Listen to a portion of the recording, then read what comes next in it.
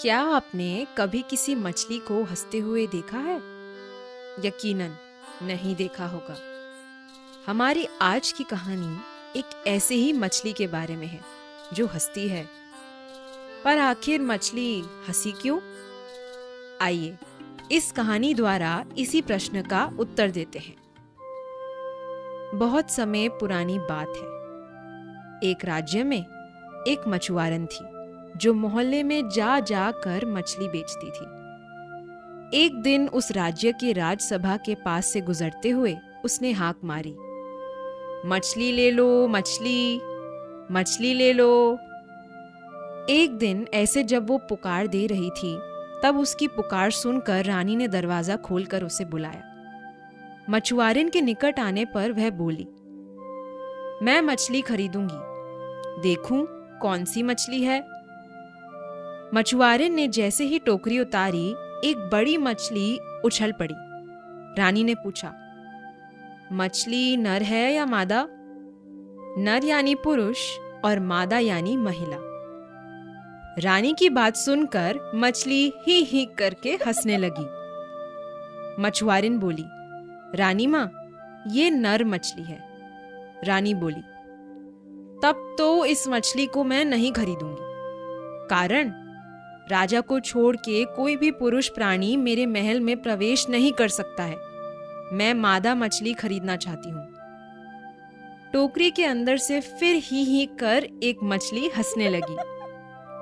रानी ने दरवाजा बंद कर दिया। मछुआरन मछली की टोकरी लेकर अपने रास्ते चली गई। रानी गुस्से से कांपते कांपते अपने कमरे में आई।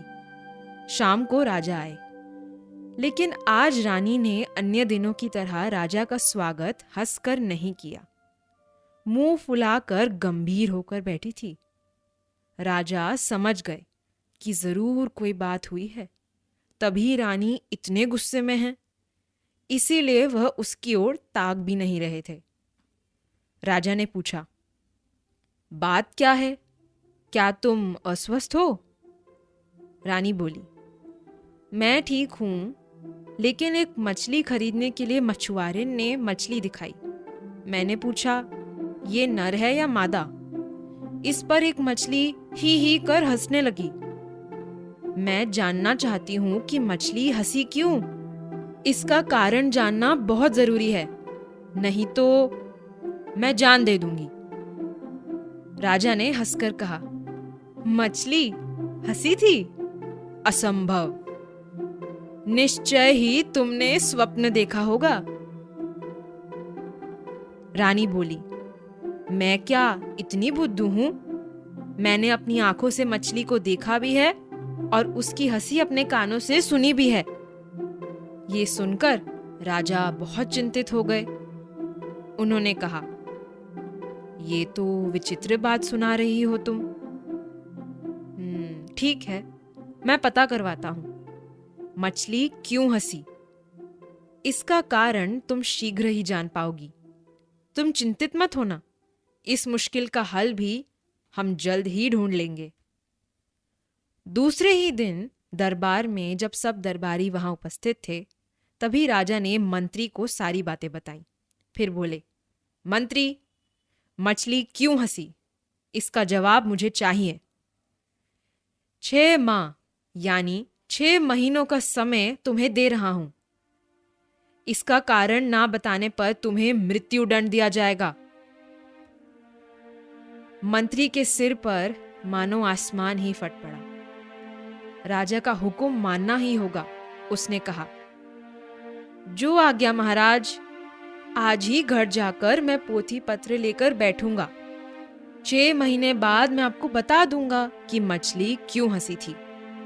ये कहकर मंत्री ने महल से प्रस्थान किया।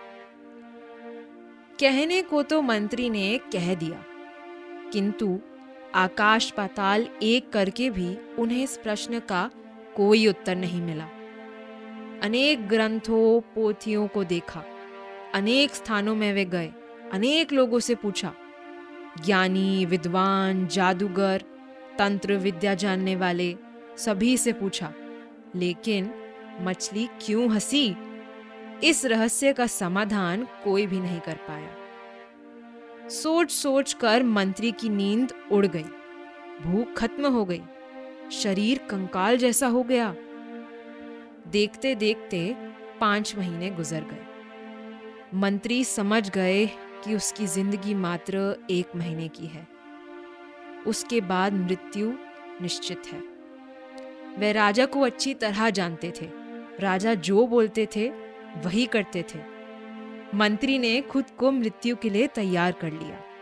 अपनी सारी संपत्ति बेटे के नाम लिख दी। मंत्री इस बात को समझ गए थे कि उसको मृत्युदंड देने के बाद भी राजा का क्रोध कम ना होगा।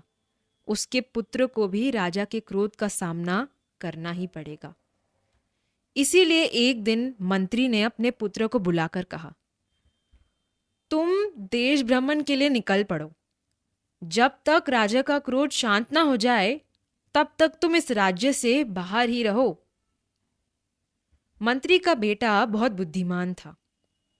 देखने में भी वह अत्यंत सुंदर था। लंबा चौड़ा कद, चुस्त तंदुरुस्त शरीर, काले घने बाल और तेज दिमाग। पिता की बातों का अर्थ समझकर वह एक दिन पैदल ही घर से निकल पड़ा। चलते चलते कुछ दिनों बाद एक गांव में पहुंचा।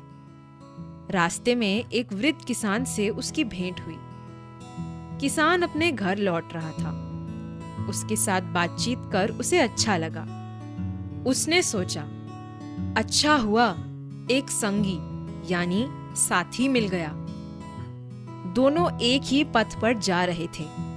लंबा रास्ता था, बातचीत करते हुए रास्ता कट जाएगा। दोनों एक गेहूं के खेत से गुजर रहे थे।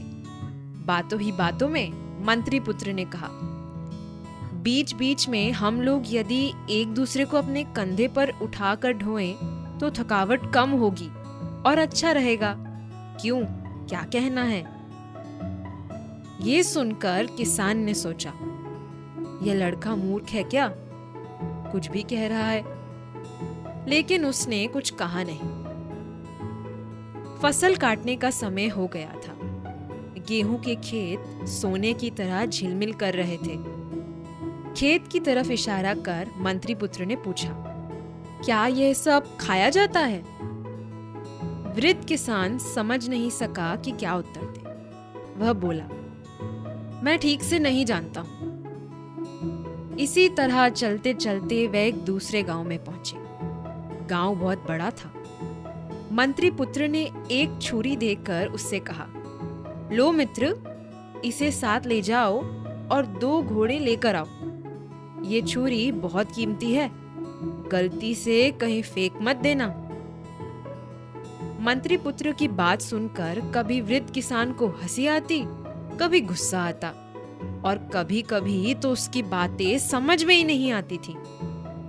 लेकिन वह कुछ कहता नहीं था। उसने छुरी को उसकी ओर ठेल कर बड़बड़ाते हुए कहा, अच्छे इंसान से पाला पड़ा है। या तो ये पागल है या अनजान होने का नाटक कर रहा है। मंत्री पुत्र ने किसान की बात सुनकर भी ना सुनने का नाटक किया। कुछ कहा भी नहीं। चुपचाप वे चलते रहे। गांव पार करने के बाद वे एक शहर में पहुंचे। शहर में लोगों की काफी भीड़ थी, परंतु किसी ने भी उनसे कुछ बातचीत नहीं की। बाजार को पार कर वे एक मस्जिद के पास पहुंचे। इतनी दूर तक चलते चलते दोनों बेहद थक गए थे, किंतु वहां भी किसी ने बाहर निकलकर थोड़ी देर सुस्ताने के लिए नहीं कहा।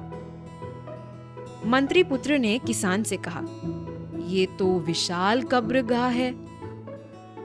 ये सुनकर किसान ने मन ही मन सोचा, ये तो अद्भुत बात है। इस आदमी का व्यवहार तो विचित्र है। मनुष्य से भरपूर शहर को देखकर इसे कब्रगाह कह रहा है। शहर का एक रास्ता कब्रगाह की ओर गया था। वहां कुछ लोग एक कब्र के निकट खड़े होकर प्रार्थना कर रहे थे। मृत प्रयोजन के नाम वह रागीरों को रोटियां बांट रहे थे। मंत्री पुत्र एवं किसान के निकट आने पर उन्हें भी दोनों हाथों में भर भर कर रोटियां और मिठाइयां दी गई। मंत्री पुत्र बोल उठा, चमत्कारी शहर, सुनकर किसान ने सोचा, ये तो बिल्कुल पागल है।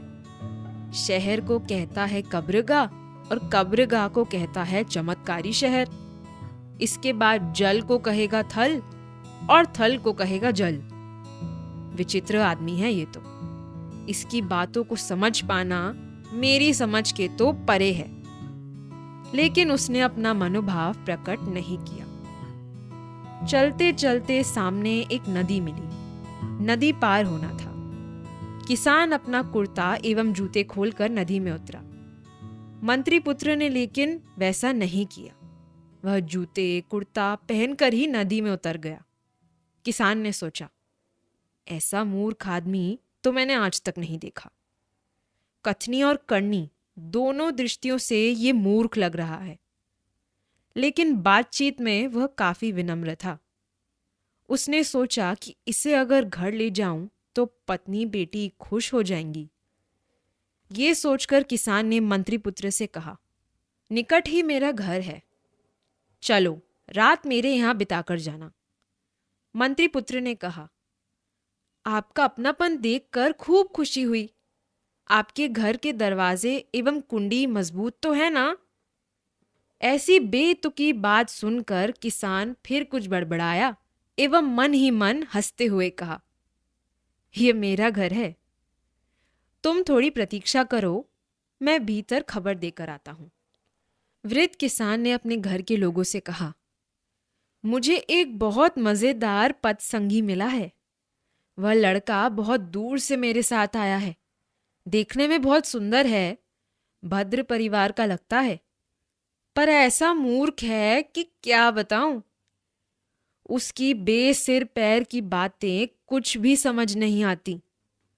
हमारे घर में उसे रुकने को कहा है तो बोला कि घर के दरवाजे और कुंडी मजबूत तो हैं।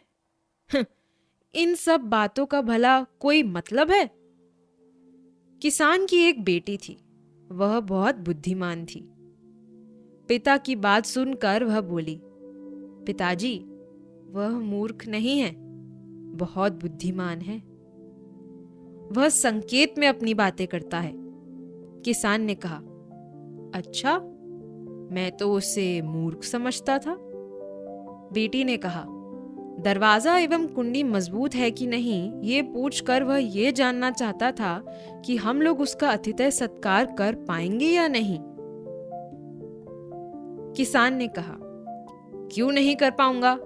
हमारे घर में किस चीज का अभाव है? देख रहा हूं कि उस लड़के की बातचीत में विचित्र रहस्य है। राह में चलते चलते वह मुझसे कह रहा था कि क्यों ना हम एक दूसरे को ढोएं, इससे थकावट कम होगी। किसान की कन्या ने कहा, दरअसल वह बताना चाह रहा था कि एक जन दूसरे को कहानी सुनाए तो समय अच्छी तरह और आसानी से कट जाएगा।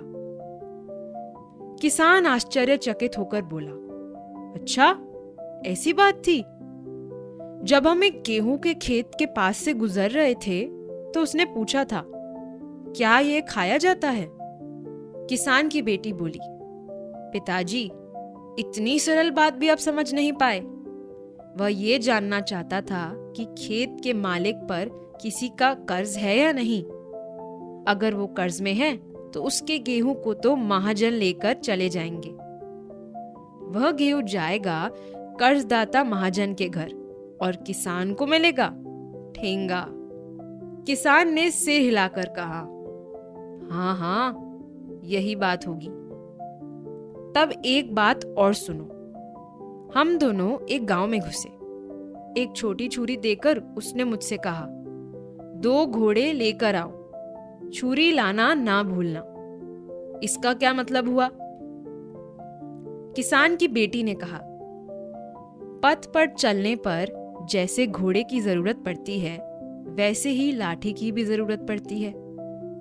उसके कहने का मतलब ये था कि 2 मोटी लाठी काट कर लाओ और छुरी लाना मत भूलना, कारण छुरी की जरूरत बाद में पड़ सकती है। किसान ने सहमति से सर हिलाया। उधर मंत्री पुत्र बाप बेटी की बातचीत सुन रहा था। वह समझ गया कि किसान की बेटी अत्यंत बुद्धिमती है। तब उसने उन्हें अपना वास्तविक परिचय दिया और घर छोड़ने की सारी बातें उन्हें बताई। मछली के हंसने के कारण पर किसान की बेटी बोली, मछली रानी की मूर्खता पे हंसी थी। मछली को कोई व्यक्ति जीवित तो खाता नहीं, उसे काटकर अच्छी तरह धोकर आग में पकाया जाता है। जब मछली को काटा जाता है उसी समय नर मादा का भेद मिट जाता है। पकाने के बाद तो रहा सहा भेद भी मिट जाता है। रानी की इसी बुद्धिहीनता पर मछली हंस पड़ी थी। ये सुनकर मंत्री पुत्र बहुत खुश हुआ। वह तुरंत अपने राज्य में पहुंचा एवं अपने पिता को सारी बातें बताई। मंत्री ने राजा को जाकर यह बात बताई। उत्तर सुनकर राजा संतुष्ट थे और उन्होंने मंत्री को मृत्युदंड से मुक्त कर दिया। मंत्री ने अपने बेटे के लिए किसान की पुत्री का हाथ मांगा। किसान सहर्ष तैयार हो गया और एक शुभ दिन पर किसान की पुत्री के साथ मंत्री पुत्र का विवाह हो गया। कभी कभी हम जिन्हें मूर्ख समझते हैं वो असल में बुद्धिमान होते हैं, और जिन्हें बुद्धिमान समझते हैं वो मूर्ख। इस पे आपका क्या कहना है? सोचिए, अगर कभी आपको हंसती गाती मछली देखने मिले तो? इस बारे में सोचिए और हंसती हुई मछली के ऊपर एक कविता लिखिए। हमारे साथ ईपीलॉग किड्स इस इंस्टाग्राम हैंडल पर अपनी कविता शेयर करें और नए एपिसोड्स को सुनने के लिए फोक कथा को ईपीलॉग मीडिया ऐप पर सब्सक्राइब करना मत भूलिए।